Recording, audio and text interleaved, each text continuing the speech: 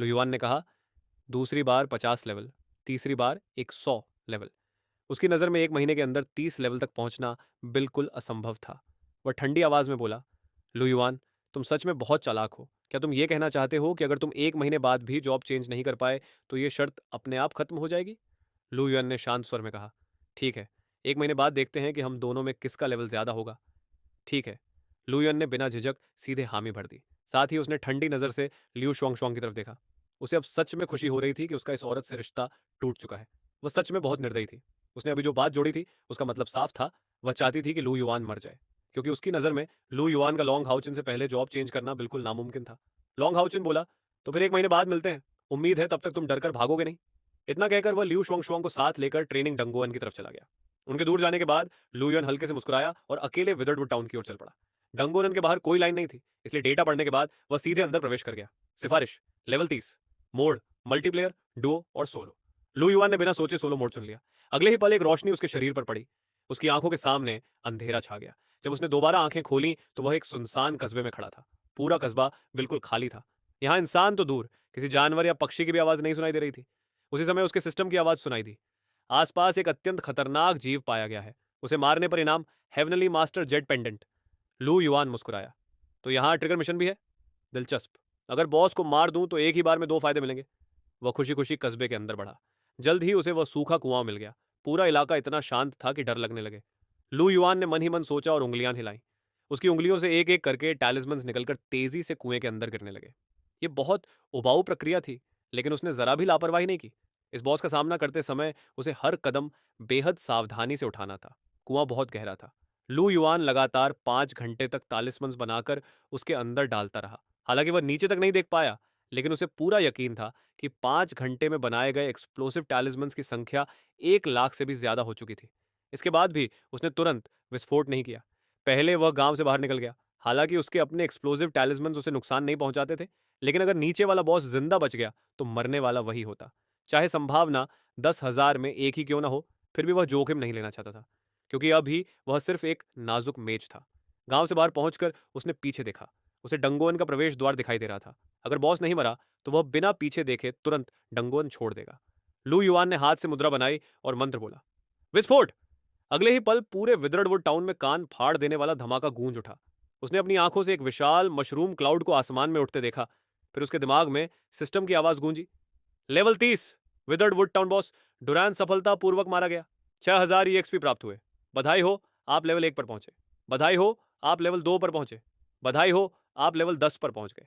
6,000 EXP ने लू yuan का लेवल सीधे 10 तक पहुंचा दिया। आम लोगों को लेवल 10 तक पहुंचने में, चाहे कोई उन्हें लेवलिंग में मदद भी करे, कम से कम 2-3 दिन लगते थे। लेकिन यहां सब कुछ पल भर में हो गया। पहली बार बॉस को मारने का इनाम प्राप्त हुआ। Dragon staff, flame robe, dragon sword, dragon scale armour. ये चारों आइटम अपने आप उसके बैग में पहुंच गए। जॉब जागने के समय ही उसे यह बैग मिला था। यह अपने आप मॉन्स्टर्स द्वारा गिराए गए आइटम जमा कर लेता था। इसमें अनगिनत स्लॉट थे, लेकिन इसमें सिर्फ मॉन्स्टर्स की ड्रॉप्स रखी जा सकती थी, दूसरी चीजें नहीं। उसी समय सिस्टम ने फिर सूचना दी, मिशन पूरा। इनाम, हेवनली मास्टर जेड पेंडेंट। ये पेंडेंट सिर्फ एक्सेसरी स्लॉट में पहना जा सकता था। इसे पहनने पर उसकी वास्तविक लेवल और आभा छिप जाती थी। साथ ही सभी टैलिस्मन्स की शक्ति 200% बढ़ जाती थी। लेवल 10 पहुंचने पर उसे 2 नए टैलिस्मन्स भी मिले।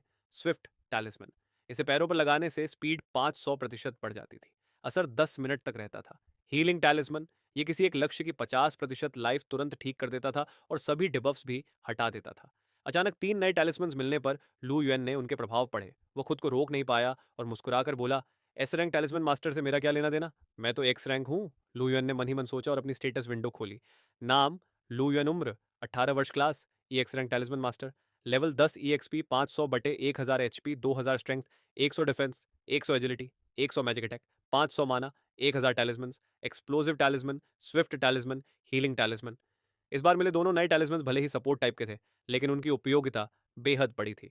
स्विफ्ट टैलिस्मन की मदद से वह तेज मॉन्स्टर्स से दूरी बना सकता था। हीलिंग टैलिस्मन घायल होने पर उसे खुद को बचाने का मौका देता था। सिर्फ एक टैलिस्मन से उसकी आधी एचपी वापस आ जाती थी।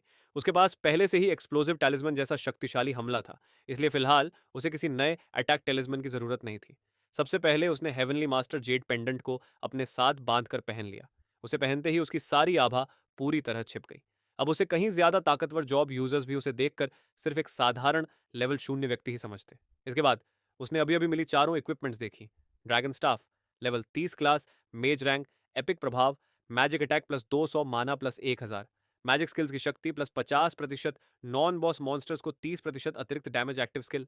Dragon flame S rank skill विशाल ड्रैगन फ्लेम छोड़कर बड़े क्षेत्र में भारी डैमेज पहुंचाती है। Mana cost 1000, flame robe level 30 class, mage slash talisman master.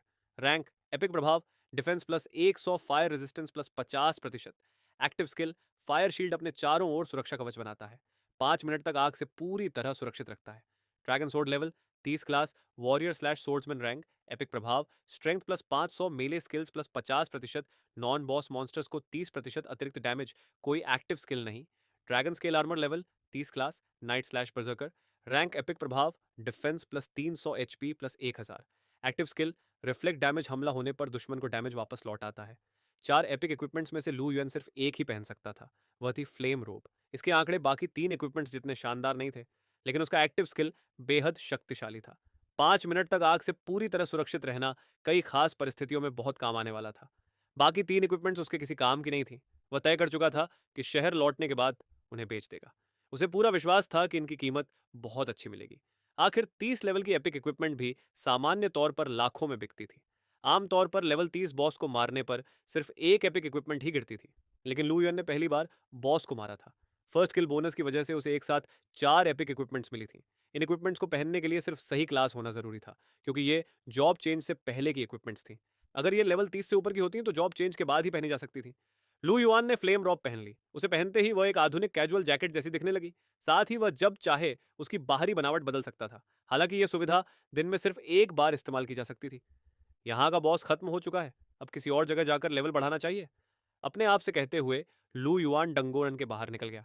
जैसे ही वह बाहर पहुंचा, कई लोगों की नजर उस पर पड़ी। जब वह अंदर गया था, तभी बहुत लोगों ने उसे देखा था। हालांकि कोई उसे पहचानता नहीं था, लेकिन सभी ने देखा था कि वह अभी अभी जॉब अवेकन करने वाला व्यक्ति था। फिर भी वह अकेला विदर्डवुड टाउन में घुस गया था। ऐसी बात पर किसी का भी ध्यान जाना स्वाभाविक था। कई लोग तो पहले ही इंतजार करते करते चले गए थे।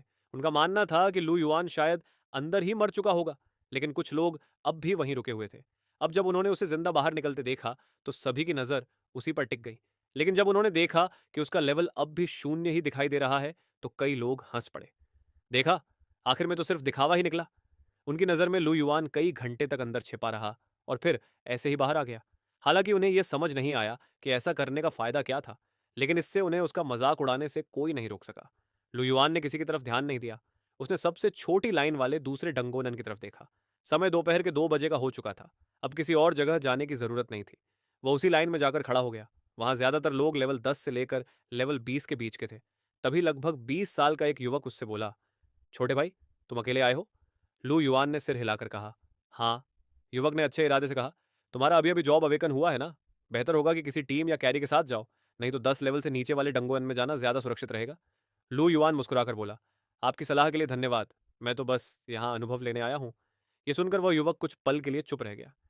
डंगोनन के अंदर जाकर अनुभव लेना, ये तो अपनी जान से खेलने जैसी बात थी। लेकिन वह कोई अपना नहीं था, इसलिए उसने आगे कुछ नहीं कहा। हर इंसान को अपने फैसलों की कीमत खुद चुकानी पड़ती है। करीब 10 मिनट लाइन में खड़े रहने के बाद लुयुआन ने देखा कि उसके आगे खड़े 4 लोग एक साथ डंगोअन में प्रवेश कर गए। देखते ही समझ आ गया कि उन्होंने टीम मोड चुना था। जब लू युएन की बारी आई तो उसने डंगोनन की जानकारी देखी। लॉन्ग नाइट प्लेन सिफारिशी लेवल, 10 से 20 मोड, मल्टीप्लेयर, डुओ और सोलो। लू युएन ने बिना किसी झिझक के सोलो मोड चुन लिया। अगले ही पल एक रोशनी उस पर पड़ी और वह एक विशाल घास के मैदान में पहुंच गया। उस समय वहां रात थी।